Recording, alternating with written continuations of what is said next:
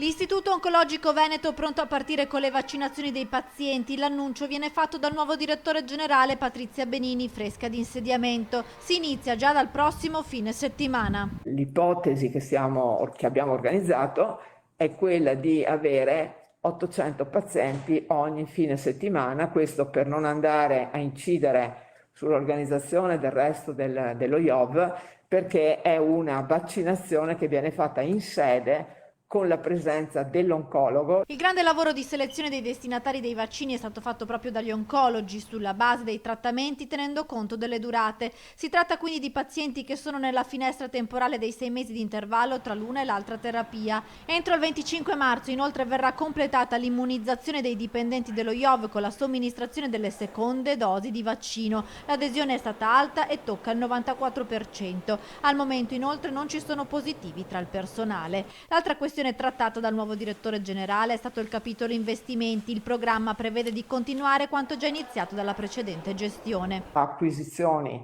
di acceleratori, 3 per esempio acceleratori a Schiavonia, a Castelfranco, a Padova, per investimenti veramente molto significativi, così come il robot chirurgico a Castelfranco, e si sta lavorando per la ristrutturazione della radiologia e degli ambulatori al Busonera, ma importante è il progetto esecutivo per il bunker a Schiavonia. Nuove strumentazioni, ma anche la ristrutturazione di alcuni reparti del Busonera a Padova, e per Castelfranco Veneto il potenziamento da 200 a 300 letti e la ristrutturazione della radioterapia con 4 bunker. Un totale di 34 milioni di euro di investimenti che andranno di pari passo con il potenziamento della ricerca e delle collaborazioni con l'USL.